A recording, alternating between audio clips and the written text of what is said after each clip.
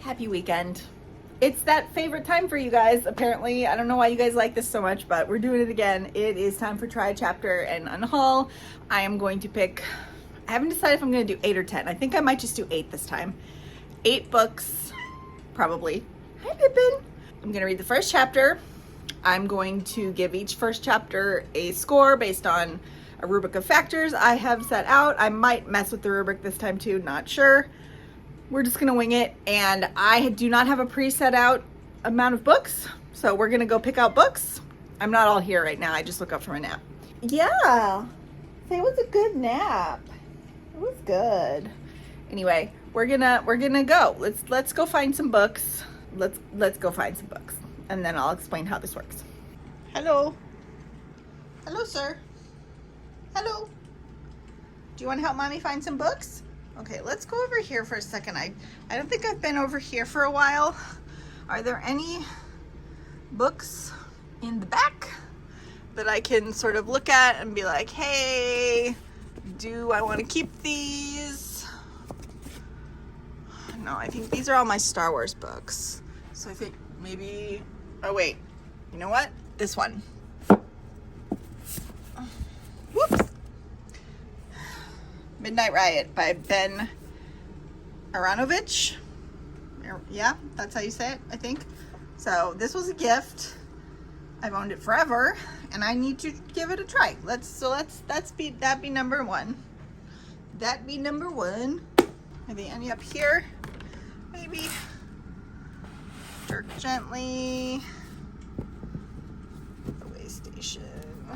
All my Clifford D. Seamack books. I read all those. Okay, so we're gonna put that back. Now let's go to, oh, say hi everyone. Hi.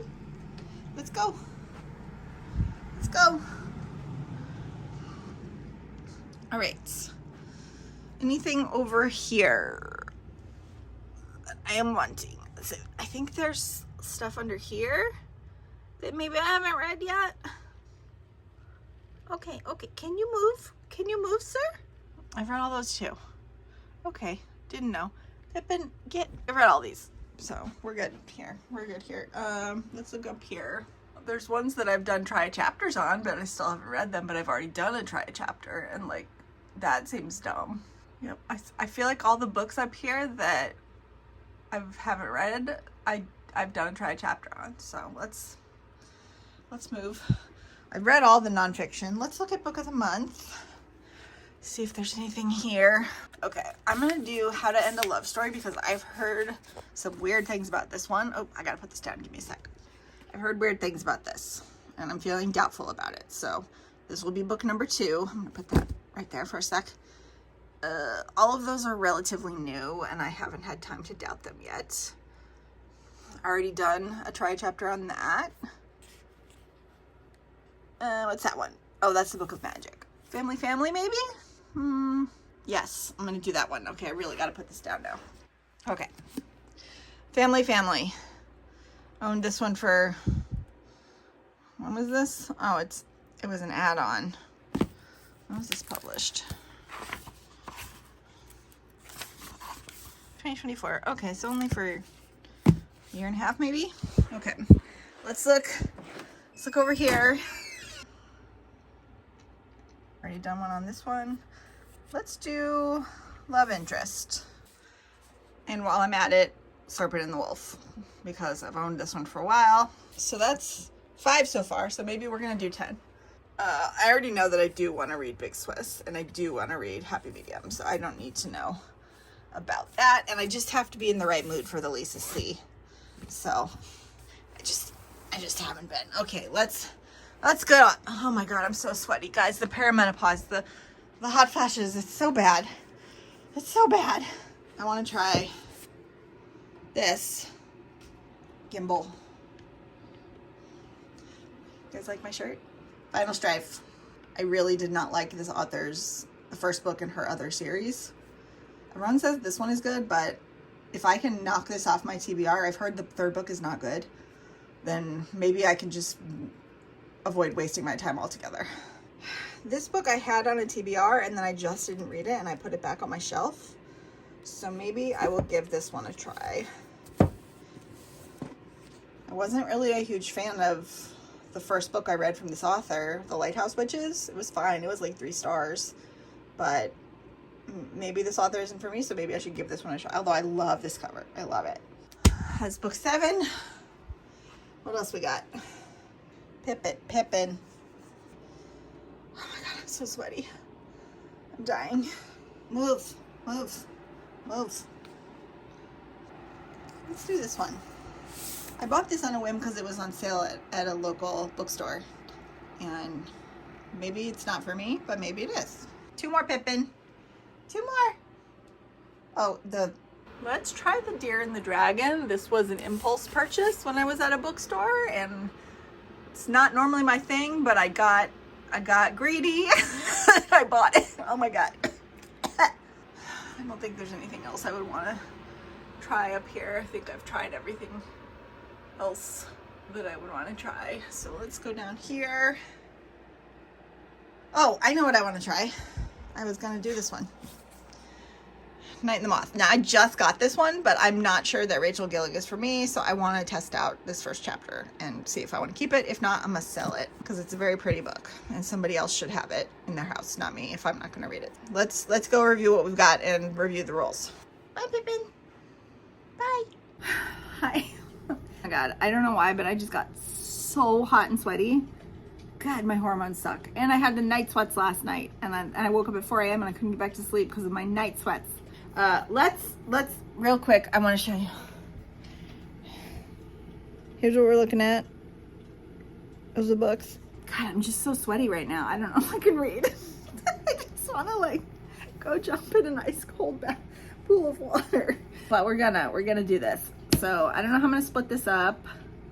Maybe we'll do it right now. So I've got Midnight Riot, which is urban fantasy. And then I've got The Night in the Moth, which is romantic fantasy, secondary world. Maybe I will put these 2 together. This is our romantasy. I hate that word. I'm sorry, I just hate it. The Deer and the Dragon by Piper C.J.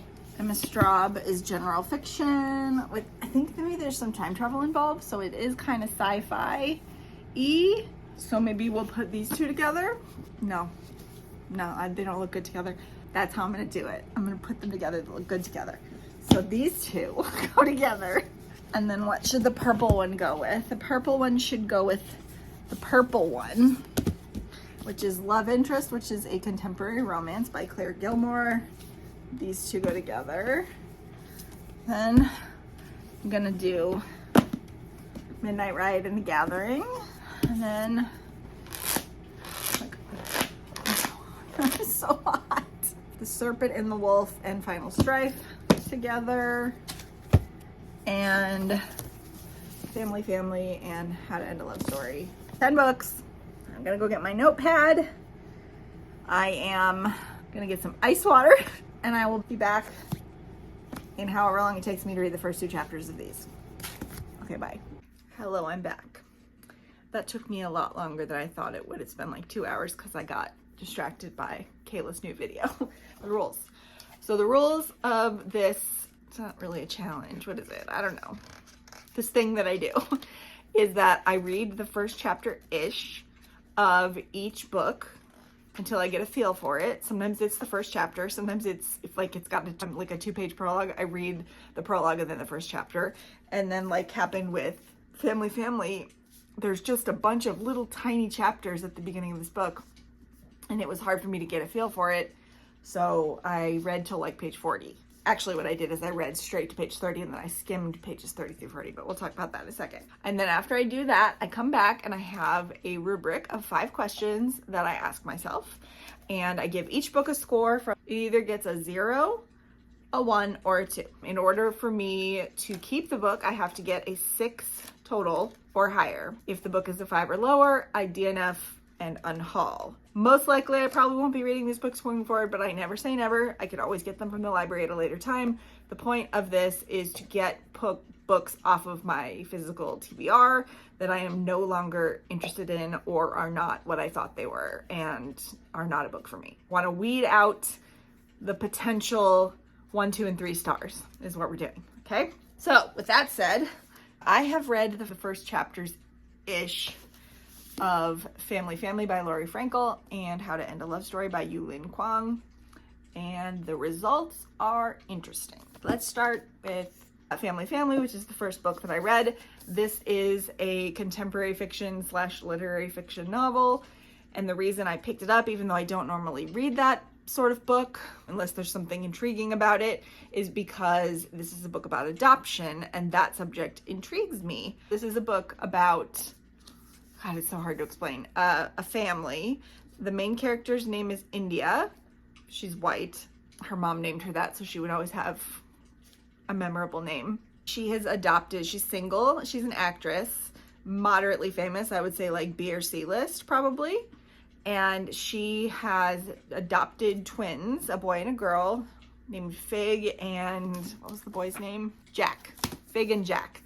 And they are not white. And then the setup is that she is in a movie about adoption, and it's not a great movie, and there's this fake adoption advocacy group that publishes a scathing notice in a paper or like a magazine or online or something criticizing the movie.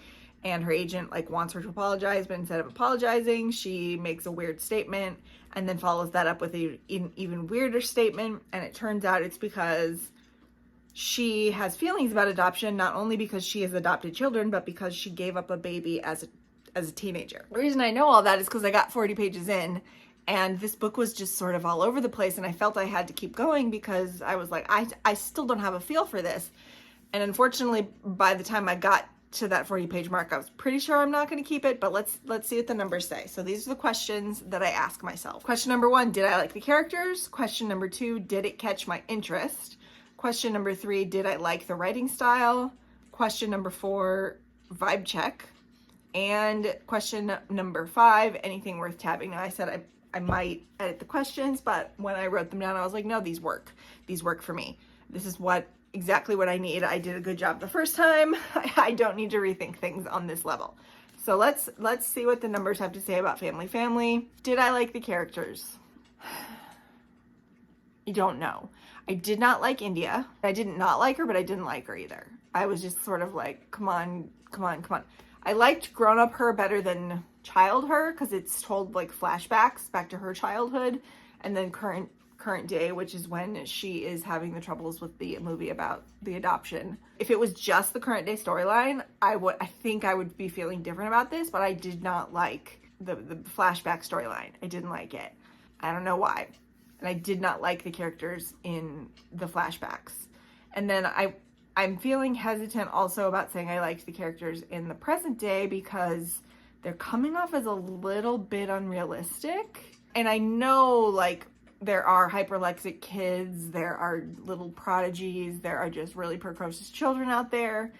But on top of everything else that I wasn't really feeling on this, which I think you guys can see where this is going, we seem to be following Fig, who is a girl, 10-year-old girl. She's really smart, and she just seems a little too knowledgeable about the world.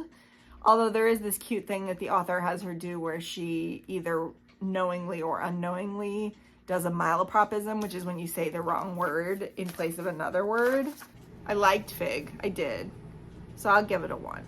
So we're at 1 right now. Did it catch my interest? Yes, at first. And then the flashback chapters sort of like wasted that interest. And I know that I cheated on this one, but I just didn't feel like I could properly judge the book and score it until I like had my bearings. And then by the time that happened, I was like, oh boy, I'm not sure I like this all that much. So it did catch my interest, and I am definitely, if I don't finish it and keep it, I'm going to look up spoilers because I want to know how this resolves. So I'll give it a 1. Did I like the writing style? It was fine. I did not like it. So I guess I'll give it a 1. There was nothing objectionable about it, but it also didn't lend itself to me. If an author has an engaging, charming, lovable, like just compelling tone or style, I will read almost anything. But this was just fine. So I guess 1. Vibe check. Again, the vibes in the present day were better, than in the past day. If it were judging in the flashbacks, I would give it a 0 because I was skimming by the end. Present day, I would say yes, the vibes are there, like a 1. I'll just give it a 1. This isn't gonna make it. Anything worth tabbing? I'd say yes, just because I did like, and I wish I would have marked the spot where it said, oh, here it is. Sometimes I wish I had an identical twin, said Fig, instead of an infernal one. And then fraternal, said her mother. I was doing wordplay. And that's one of the examples where she does it purposefully, but there's other examples in here where she does it and she mixes up her words. And that was cute, and I would have wanted to mark that or put it in like a Goodreads status update. So all in all, this is a 5. So it's going, which I didn't honestly expect that. I thought that this would be like a win for me. I just really am really interested in the topic of adoption. After I read the book, I mean, I've always been interested in it, but I've read a couple of adoption books that really just sort of stoked that fire. One was by Nicole Chung. I don't remember the name of it, but that was really good. It was about her journey as Asian American adoptee, transracial adoptee. Her adoptive parents are white, and like coming to terms with like finding out she has a sister, and just, it was really good. And then I read The Ones Who Went Away, which is a nonfiction book about what happened to young girls who got pregnant in the time before Roe v. Wade. And now we're post. Anyway, that book is really good, but it was really affecting in like the way that being forced to give up their children just sort of like wrecked these poor girls and then affected the rest of their lives as they became women. So, but this didn't scratch the itch. I might still read it if the summary like intrigues me enough. I'm gonna spoil the hell out of myself. I already found a summary, so. But it's a 5, so it's going. Now let's talk about How to End a Love Story by Yulin Kuang. This is a book I'm really going to be relying on the numbers, and I'm really going to think hard about it because I'm not sure how I feel about this yet. I'm very conflicted. The reason I originally bought this is because Yulin Kuang is the screenwriter for the People Who We Meet on Vacation movie, for Emily Henry's movie, and I was intrigued by that. Like, how does this person get a screenwriting directing gig plus write a debut romance novel at the same time? Like, how does that happen? I'm just curious. And it was getting pretty good buzz. And then I really soured on it because I didn't see that many enthusiastic reviews. And then I sort of sat with the premise, which is that the main characters are Grant Shepard and Helen Zhang. The book opens with her sister's funeral. Like, this is the premise of the book. And Grant was driving a car when her sister Michelle jumped out into the road and he hit her and killed her. They think that it was probably a suicide, but they don't really talk about it. I mean, it has severely traumatized both sides, and the prologue is him showing up to her funeral and everyone saying, like, get out, what are you doing here? So on the one hand, I'm like, this premise intrigues me. How could these two people possibly fall in love after this terrible thing? Like, sure, heal from it, forgive the person. I could see that being an achievable goal, but to get to the point of actually falling in love and spending your life with this person, and how would your families ever be okay with it? Especially considering what we see later in the chapter about Grant and how the trauma of killing somebody has affected him. Because yeah, I mean, everyone like blames him or whatever, but it's not his fault. He didn't want to kill her. He was not doing anything wrong, and he just killed someone and then had his own life traumatized. Anyway, so I'm torn. Part of me is very curious to see how those two people could possibly fall in love and make it work. And part of me is like, I don't want to watch that. I don't want to watch that happen because I don't think it could happen in real life. But like, that's the point of books. So I don't know. So let's see what the numbers say, because that will be my deciding factor on whether or not I finish this, or if I spoil myself, or wait for the inevitable movie. The premise here also, besides the, you know, he kills her sister, she writes a young adult fantasy series trying to exorcise some of her demons. It becomes a bestseller and is being turned into like a CW-esque, but prestige, they keep calling it prestige, TV show. and he has made it to Hollywood. He worked his way up. He's now a writer slash executive producer level person, and he gets hired for the writer's room, not knowing, he knows that she wrote the books, but he doesn't think he's going to have much contact with her, and his agent is like, dude, this is the only thing available right now. You need to do it, you know, for someone of your caliber. And so he ends up on the writer's room. He's second in charge, and then unbeknownst to him, she has also requested to be in the writer's room. So of course it's going to involve them getting to know each other, working through their trauma. So I don't know if I want to watch that happen. Does that make sense? Did I like the characters? Yes, I did like them. I didn't love them, but I liked them. I felt bad for both of them, and I understood both of their perspectives. I understood why Helen and her family would just have such a visceral reaction, because Michelle was so young when she died, and she died in such a violent and scary way. I definitely felt for Grant, because he didn't ask for any of this to happen, and he just feels so guilty. And like, I can't even imagine the feeling of your actions, even inadvertently, like taking somebody's life. I think that would be something that you could never get over, potentially. And so I feel really bad for both of them, and I felt for them. So I did like them, but I didn't love them yet. So I'm gonna give it a 1. Did it catch my interest? Yes, obviously. I just said that I'm very interested. I just don't know if I want to be interested is the problem. So I guess I'll give it a 2. Did I like the writing style? It was okay. It's in first person present tense though. And it's not bad, but that is never going to be my favorite writing style. Was Grant's in first person present also, or was it just Helen? Yeah, they're both in first person present tense. And I don't like that writing style. Unless you're like super talented, it always feels really impersonal to me. And I always say the same thing, because that's what it feels like to me, is that it feels like it washes out character to me. I don't know. I don't, like, some people can do it and some people can't. Like Suzanne Collins, she can do that all day, every day. It just wasn't my favorite. So I guess I'll give it a 1. So we're at a 4. Vibe check, I'll give it a 1. It didn't feel as real or plausible as it could have. I don't know how to explain that. It definitely felt like it was written versus like, I'm just in this room because this is happening, which is my preferred way to feel when reading. So I'll give that a 1. So that's a 5. And anything worth tabbing? Yes. I did like the end of the prologue when Helen, who's clearly had a complicated relationship with her dead sister, after he leaves, after they force him out of the funeral, she says, "I bet you liked that," Helen thinks, daring her sister to respond.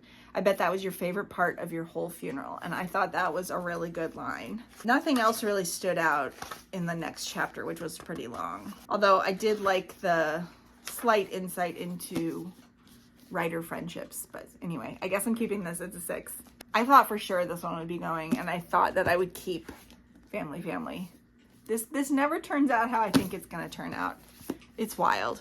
Okay, I'll be back. I might have to switch locations soon because I'm losing the light, but this is my reading spot, so I don't know, whatever. I finished 2 more first chapters. So first up, The Final Strife and The Serpent and the Wolf. So let's go for The Final Strife. Now, my history with this author is that I read the first book in her second series, which I no longer remember the name of, but I did not like it. I gave it 2 stars. I did not think it was well written. I thought everything just felt like it was working really hard, and I was like, oh boy, how is this not even just a second novel, a second series?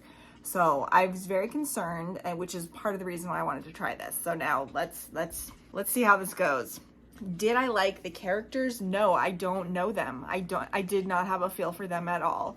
And I'll talk about why later, but I did not like them. I did not dislike them either, but I felt no connection whatsoever. And I had to read a prologue and a first chapter.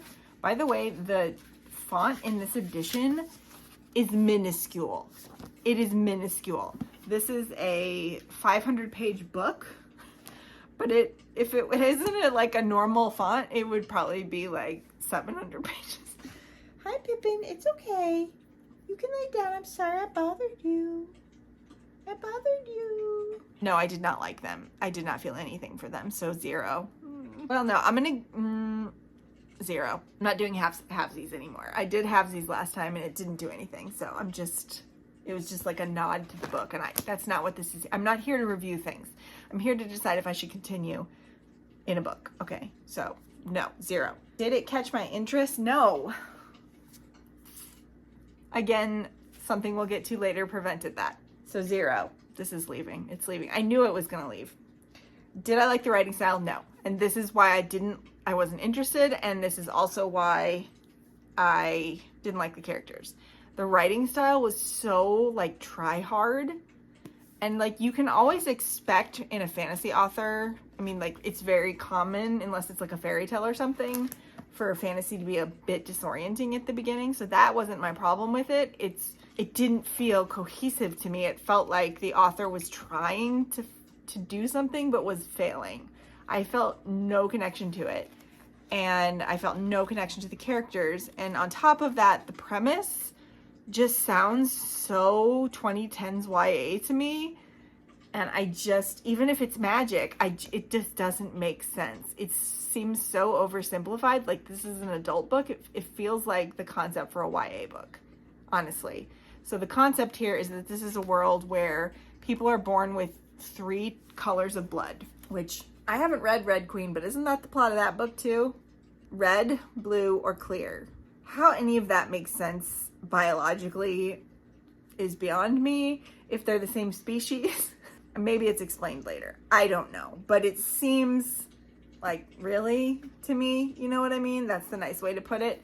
So the book opens with the main character whose name is Sila, who I believe was switched at birth so she has red blood, and she was switched at birth with somebody who has blue blood, and the blue blood was put in her place. The red bloods are the rulers, the highest caste, or whatever you want to say. The blue bloods are the laborers, and then the clear bloods are like trash people, basically. It opens with her and a friend witnessing an execution where they literally rip somebody apart using a device that gradually tightens and tightens until the body, I mean, it's gruesome, but like I was totally unaffected by it because of the writing style. Vibe check? No, it was trying way too hard. Anything worth tabbing? No. In fact, I would have anti-tabbed this whole thing because the writing was so unnecessarily elaborate and overly stylized that I was totally turned off. And this is very similar to the problem that I had with her other book, which is that I thought it was extremely overwritten and try hard with very poor world building. And this is the same thing. The same thing I didn't like about it. So I think this might be a record. And it's not even the worst written book I've ever read in one of these things. It just happens to perfectly fall into the category of things I really don't like in books. So this is a 0. That's never happened in one of these challenges before. And I know for a fact that I have read worse books in these challenges and given them more points than this guy. Go figure. Next up, The Serpent and the Wolf by Rebecca Robinson. This is about a arranged marriage between 2 people who are in rival countries. One of them is sent as a sort of snake spy assassin person to kill this person or to infiltrate. It's unclear, sort of. But she doesn't want a part of that. She escapes on her wedding night after assaulting her groom, nearly killing him, but in the end giving him a little bit of mercy and letting him live because he was nice to her when they were about to have sex. And because he asked her, is this something you would like to do? And she really didn't expect that. And she has contempt for him about it also. So it's clear that this woman has not experienced kindness in her life, and her mother has just died, and her brother is now the emperor because her father died months before. She's had a emotionless, non-nurtured existence is what I'm getting from this. That is the premise of this. They're going to team up. He's going to offer to help her, and they're going to have a strategic marriage of convenience that is going to turn real. That's just how these things go. Did I like the characters? I'm going to give it a 1. Because there were glimmers of things that could really develop into something that I could like a lot. I really liked the idea of her being this unnurtured, cold, lonely, sad person with this veil of fierceness over the top of her that could just melt. And I liked the idea that she could see this really strong man who is emotionally vulnerable and feel contempt for that, and then that could change. I did enjoy that aspect of it, so it's a good setup for romance. But also the writing style, which we'll get to in a second, did affect my ability to fully really like characters. Plus, this is the shortest chapter that I've read so far.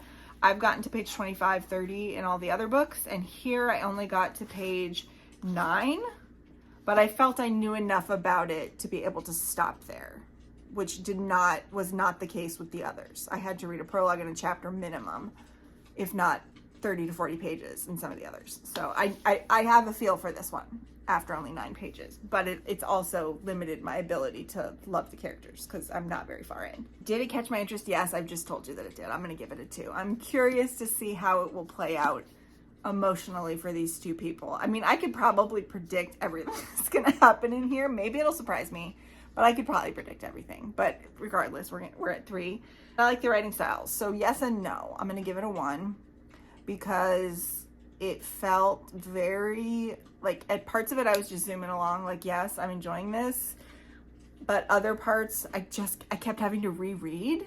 This author clearly is having a hard time setting up her world and like where the countries are and who these people are and where they're from. I literally had to reread this one paragraph 4 times before I understood what it was saying, and even then I didn't really understand what it was saying about the world until like the next page where something that was said clarified something that had been said earlier. And so that just felt really messy. And then the sentences were also really overly complicated, like lots of clauses, lots of commas, long complicated sentences at some points. And on top of like the world building she was trying to fit in with the long complicated sentences, it felt like a little bit too hard work. But at the same time, it felt that way in a way that like maybe the longer the book goes on and the more sure this author is in her world and her characters, that could go away. I've had books like that happen before, where they're just really unsure at first, and then once they get comfortable, they start bopping along. I'm gonna give it a 1. Vibe check, yes. I'm gonna say 2. So we're already at 6, so it's staying. Anything worth tabbing, yes. I've already said the writing style for the most part didn't really do it for me because it was a little bit confused and overly elaborate, but the overall tone of it worked for me. There was this line on page 3. It's just a good line. Upon their parents' deaths, Dominic, which is her brother, became the emperor solely because of what dangled between his legs. All Vasa got was read of Mira. She's not pleased.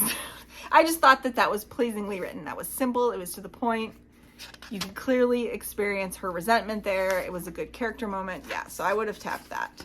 But yeah, this is staying. We are at a 7. Be back. Oh boy. All right. Read the first chapter of Midnight Rite. This was the longest first chapter so far. It was 21 pages, but I knew after page 1 that I was going to be keeping this book. It is very fun. So this is an urban fantasy book. It takes place in London. It follows a probationary constable. He's in training, named Peter Grant. He is biracial, and he can apparently see ghosts because after a very strange murder, he happens upon a ghost who is a witness.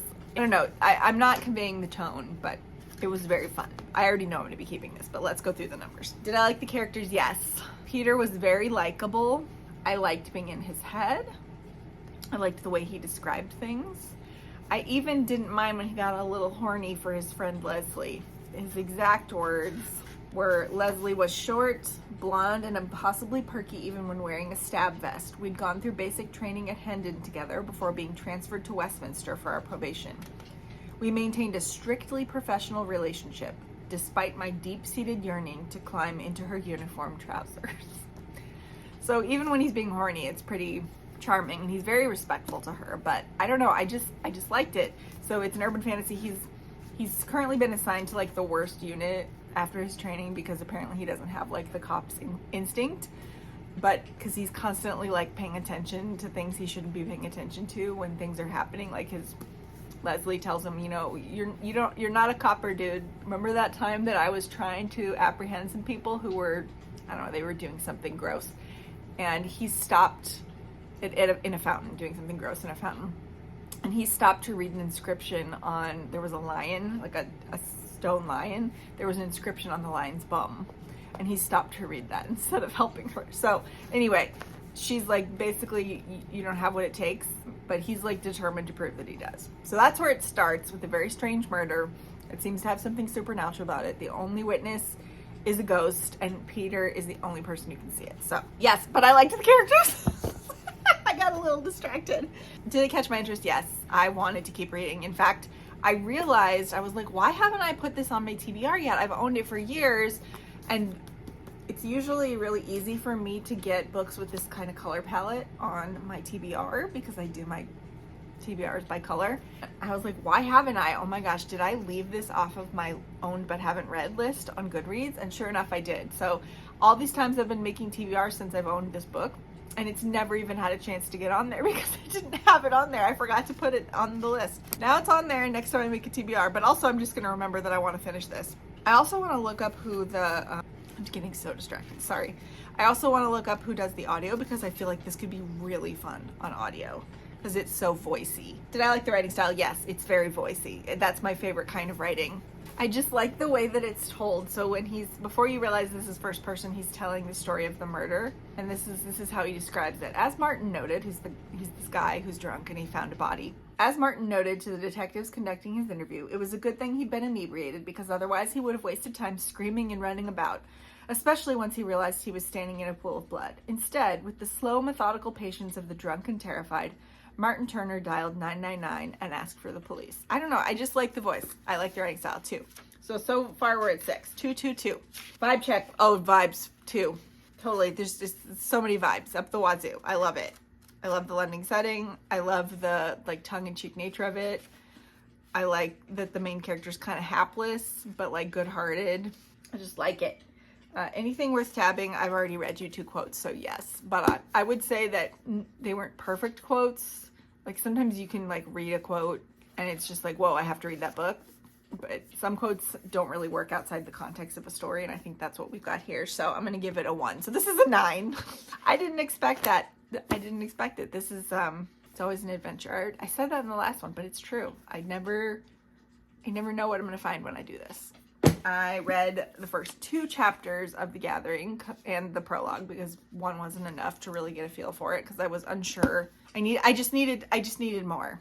By the way, I might have put it in a note already, but I realized I was mixing up C.J. Cook and C.J. Tudor. I actually haven't read anything by C.J. Tudor yet. This would be my first book by this author. C.J. Cook is the one I read from, and she's the one who wrote The Lighthouse Witches, and I didn't really like that book. C.J. Cook is the one where I'm going to give her one more chance, and then we're probably done. This one has a fresh start. Did I like the characters? Sort of. I like the main character sometimes. Plot of this one is, by the way, I'm like leaning over because I have my, I don't know why I'm doing this. I have my gimbal stacked on the books, but as I read the books, they go lower and lower. And so I go lower and lower. I'm just going to sit on the floor next time. This is a book about an alternate Earth where vampires, spelled with a Y, are like unknown presence. And they don't really attack humans. They mostly eat animal blood. And they live in colonies. And they're sort of a protected, endangered species, is what they're considered. Although on rare occasions, people are called out if a vampire has gone rogue, or it's determined that a colony is a danger to human life. They can authorize a cull, and that's what the main character does. Her name is Barbara, and she is a detective and a doctor of vampiric anthology or vampire anthropology or something like that. Anyway, I can't find it. Something like that. You get the point. And she was all right, but I didn't like any of the secondary characters. They all felt either like annoying or like very thinly drawn. Example would be the mayor. When she arrives at this town, it's population 873/872 now because the boy has died with his throat ripped out, and everyone's convinced it was a vampire, but that's what she's there to determine. She shows up at this very small police station, and she's greeted by an Alaskan native because it takes place in Alaska, and she's just like this character that is obviously fake. It's like this person's idea of like what a small town mayor would be. I hate when other characters in books tell you how the author wants you to feel about a certain character. And by that, I mean this character who is the mayor, Rita, her dialogue and her actions should be able to convey those things. But instead of letting that happen, after Rita leaves their room to make coffee for them, The sheriff says, certifiably insane, that one, but the town loves her for it. And then Barbara, who doesn't know her, this woman from Jim, or whatever the saying is, I can see why, Barbara said. She seems like a hard person to dislike. I'm like, was that necessary? Just cut that whole interaction out. We can see for ourselves that Rita is a very nice person. We don't need you to fucking tell us. So that put me off. 1 for liking Barbara a little, but not a lot. It could potentially go either way. Did it catch my interest? Yes.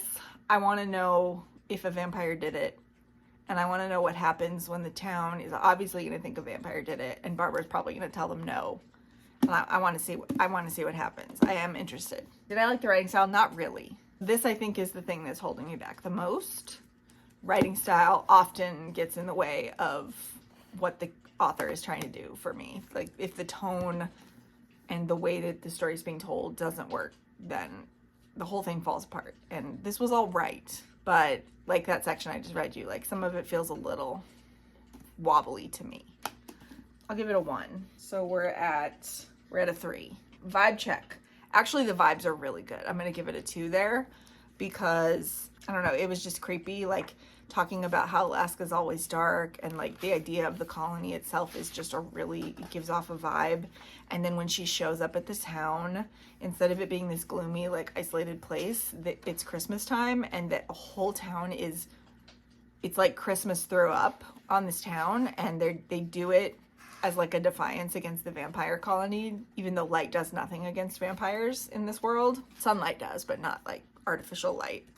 So they just do it in like defiance, and there's something really creepy about that, and the fact that it's such a small town and people talk weird, like it's just small town creepiness. So that, I'm gonna say a 2.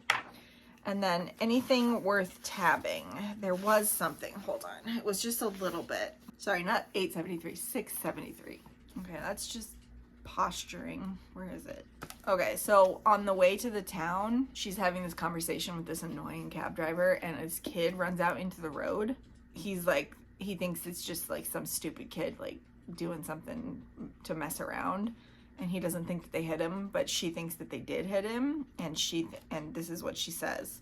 Barbara's smile faded. She looked after the boy thoughtfully. Kids will be kids. Maybe Al was right, but the boy hadn't looked drunk or high. He'd looked scared to death. And that intrigued me. I liked the way that was written. So some of this posturing that this author is doing in terms of the writing works, but some of it really doesn't for me. This scraped by the skin of its teeth. It's getting a 6. I am curious to see if I end up liking this or if it sort of poops its pants by the end. We'll see. I don't know why I had to use that metaphor, but it felt right.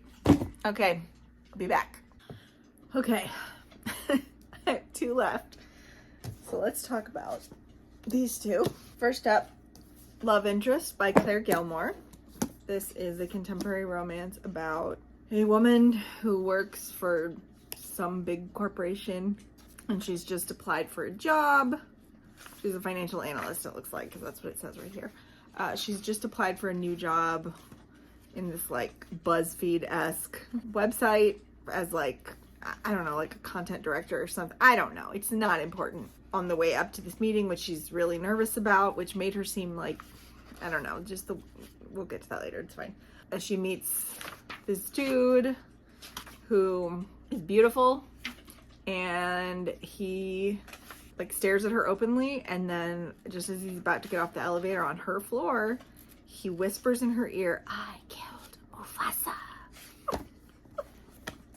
Which I did think was pretty funny. And apparently he did it because the website that they're both interviewing for, it turns out, is that from a list from this BuzzFeed-esque place. It's called Bite the Hand.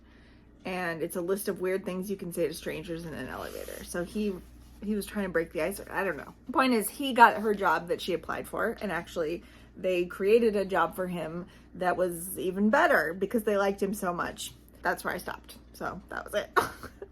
I did not read on. So let's go through these numbers.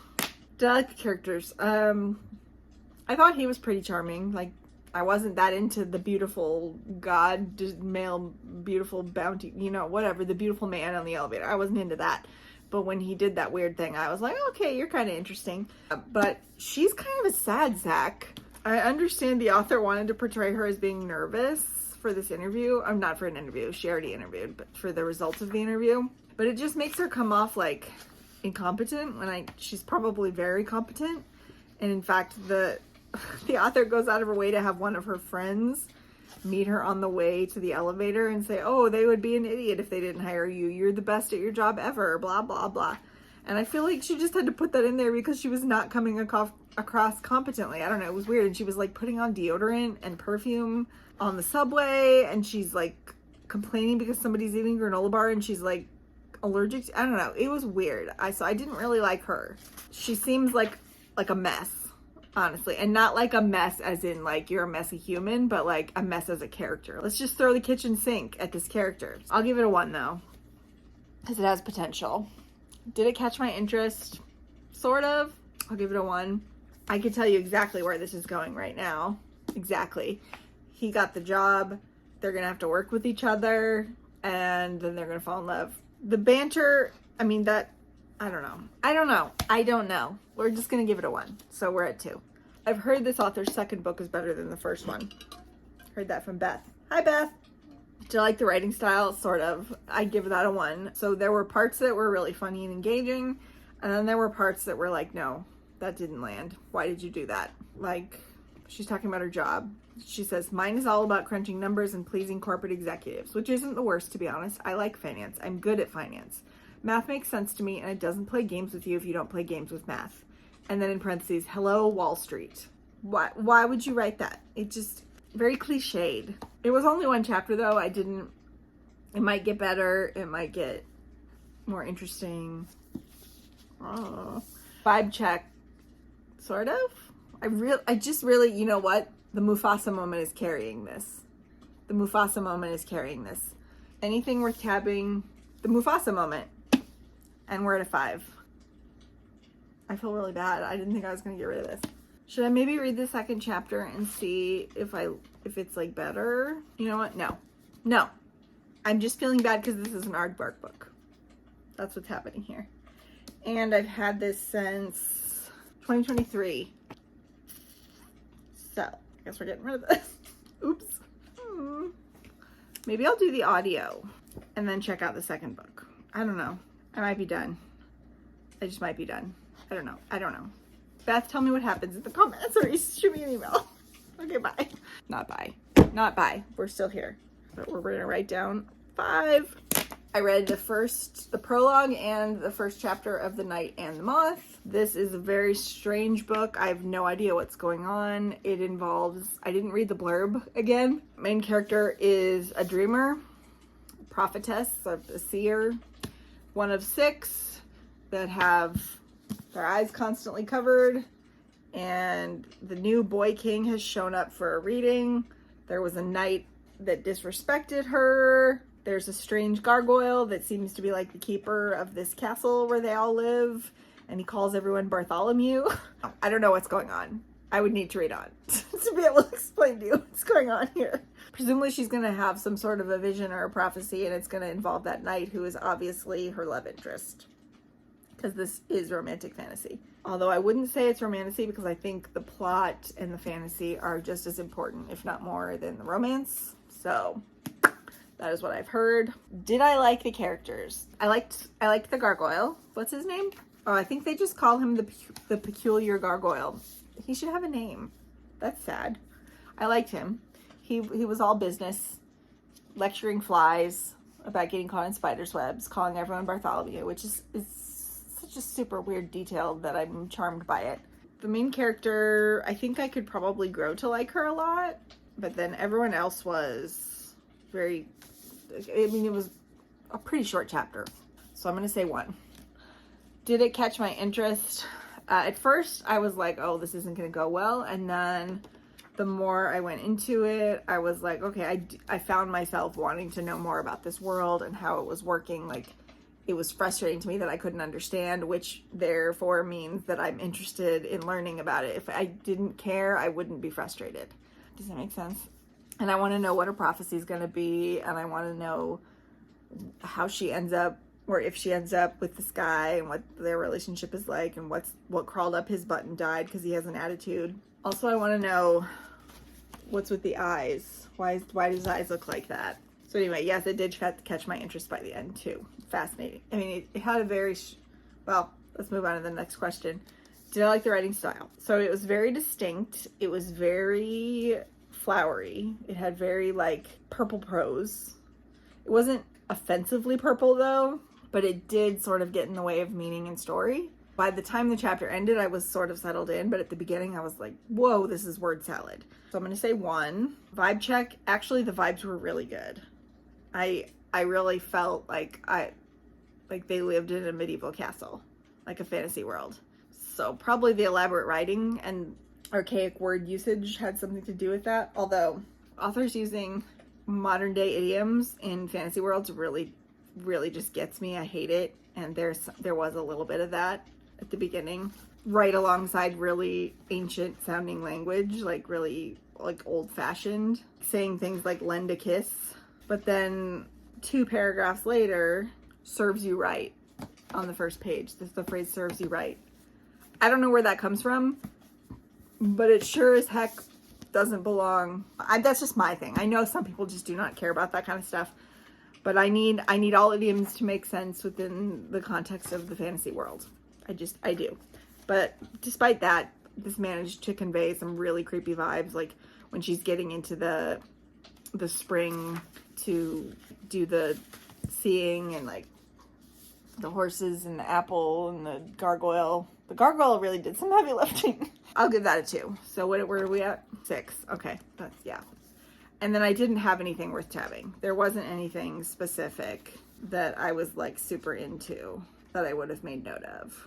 It was all just like a lot of word salad coming at me. I was trying to get a handle on the tone, how people talk in this world. So I didn't really, no single line or single part really stood out to me.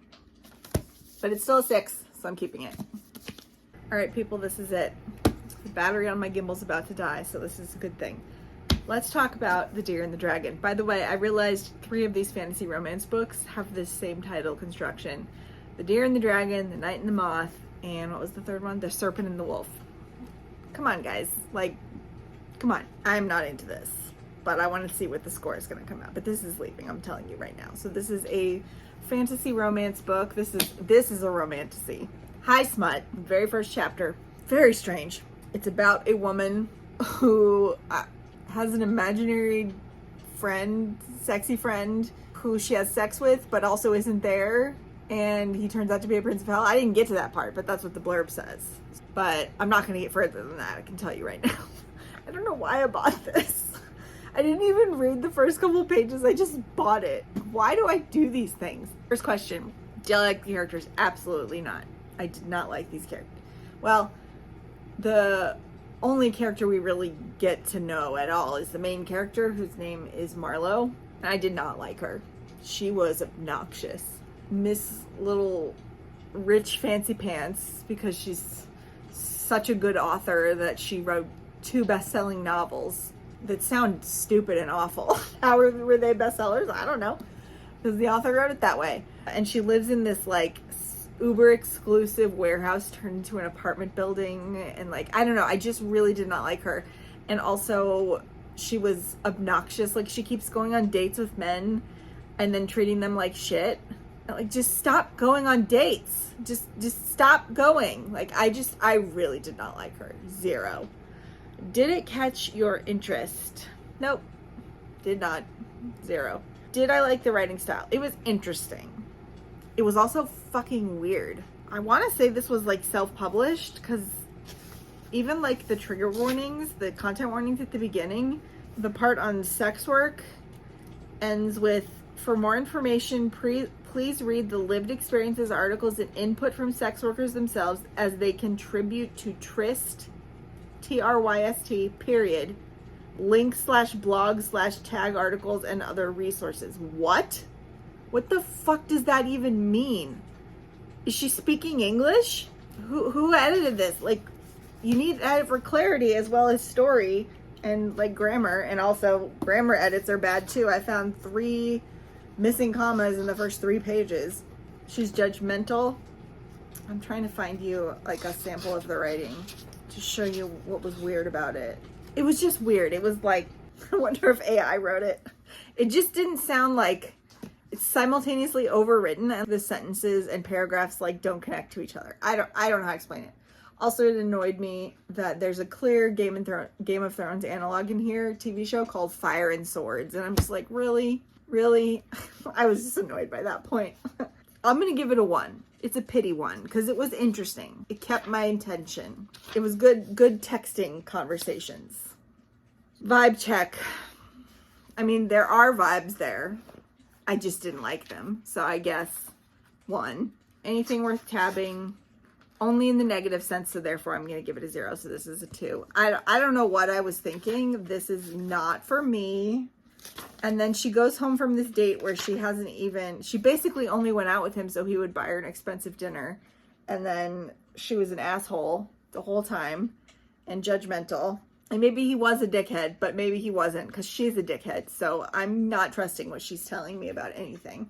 Then she goes home and this imaginary dude who she says at the end of the chapter isn't even there and he hasn't been for a long, long time. Even though he just... I'm just like, what? It's not for me. This is not for me. Other people can have it. And last but not least, This Time Tomorrow by Emma Straub, who is Peter Straub's daughter. And if I had to guess, I would say she wrote this book to work out her feelings about her father's death because he passed away. I think he might have passed away or was ill when she wrote this. Let me see I'm gonna look at the acknowledgments. I think he died in 2020 because she thanks doctors and nurses for their work. And then at the end, thank you to her dad, who is the author Peter Straub, whose writing I don't really like very much, but it's sweet that she loved her dad. But anyway, this is about a woman whose father is dying. Her father raised her. They live in New York. He wrote a best-selling novel called Time Brothers that was turned into a very popular television show in the 90s, 80s, 90s. And now he is ill and dying in the hospital. And the premise spoils something. I flipped ahead to see when the time travel happened. And it isn't until part 2 of the book, which doesn't happen until page 77. So I understand that you have to market your book correctly and like surprise time travel probably wouldn't be a good idea, but also it basically spoils the book. Any hoodle. Let's do questions. Did I like the characters? Yeah, I did. I mean, I didn't get as much of a feel for the main character as I did for her father because that's all she was thinking about was her father. So I'm going to give it a 1. Did it catch my interest? Yes. Obviously, I flipped forward to try to figure out when the time travel was happening, and I'm very excited to witness the time travel. And also, I hope she can rescue her dad somehow, because what good is time travel if you can't rescue your dying father, who you love? It also takes place in New York City, and that part of it was fun. I guess that relates to the writing style. Well, sort of. The writing style was very good. It was just very solid. Not super voicey, but it also didn't feel written and try-hardy constructed. It felt very natural. So 2 there. Vibe check. Yes. Very melancholy. The New York vibes are impeccable. So 2 stars there. And then anything worth tabbing. Where did I close this? It was page 14. Nothing particular quotable yet. I read the first 3 chapters and I was still only on page 14. So the short chapters. 7. We're at a 7. So with that, we are done. Let me gather all of these together and then we can revisit what just happened. I am keeping 6 books. These are the 6. I gave How to End a Love Story. Oops. 6. This one got a 6 out of 10. Probably won't get to it like super soon, but it's good to know that I'm still interested. Serpent and the Wolf got a 7. I'll probably get to this one sooner than How to End a Love Story. Midnight Riot was my favorite. This got a 9. I'm going to be actively seeking, maybe I'll even go place a hold on the audiobook at the library. I will be actively seeking to finish this. I know there's a bunch of books in this series now though, and I'm in the middle of so many series. I'm kind of reluctant to start it for real, but also it's very fun, so I want to. Then I gave The Gathering a 6, but this almost went. It was like super close, but the intrigue and the story of the vampires, like just that, I want to know. I want to know what happens. It might not end well for me, but I want to know. Then I gave The Night in the Moth a 6 also. The Gargoyle saved it. And then This Time Tomorrow got a 7. I figured, I was like, if this is even any way halfway competently written, I'm gonna want to read it because of like the dad element and the time travel. I like books about grief. Those are all the ones I'm keeping. And books that I'm getting rid of and DNFing are 4. The Deer and the Dragon got a 2. Yikes. Love Interest got a 5. So it almost stayed.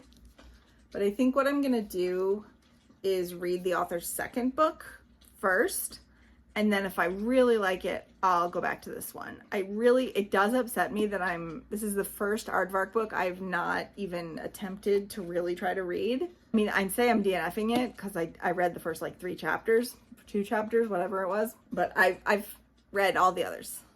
I think I probably DNF'd. Have I DNF'd an Aardvark book before? I will say yes or no here. I can't look at it right now because my phone is filming me. I feel bad about this one, but the numbers don't lie. The Final Strife got a 0. I still can't even believe I did that to this book. I don't know, but I'm not going to read this. And in particular, this edition, I don't think I realized how small this font was. This is not pleasant to read, in addition to being a UK paperback that has no give whatsoever. So yeah. And then the very first book I read was Family, and it's a 5. And I will just tell you right now, I did go ahead and read the summary of this book, and I'm glad that I'm not keeping it because it doesn't really sound like something I would enjoy. The message of it ultimately, I guess, is that family is complicated and can look like a lot of things, but a lot of it involves exactly the thing I didn't really like about it, which was the flashbacks to India's life. Good decision. And that's that. Thank you so much for watching. If you liked the video, please don't forget to give me a like and subscribe if you haven't already. For more, I do one of these videos every 4 months or so. This is episode 5. I didn't say that at the beginning. It's episode 5 of Try a Chapter and Unhaul. But these are like some of the best performing videos on my channel, so you guys like them. And hey, if you're watching this, like 90% of you are not subscribed to me. So you don't have to if you don't want to, but when I do another one of these, you'll be sure not to miss it if you subscribe. So you can just, ignore everything else. I don't care. You can do what you want. If you made it this far and you don't have anything to say, but you want to let me know that you were here, please leave me. There's no moths. There's no gargoyles. Leave me the ghost emoji for Midnight Riot, because this was the book that I'm the most interested in now after this whole little project. And with that, I am going to go wash my face and get ready for bed. Stuff. Thank you so much for watching. See you in the next one. Okay, love you. Bye.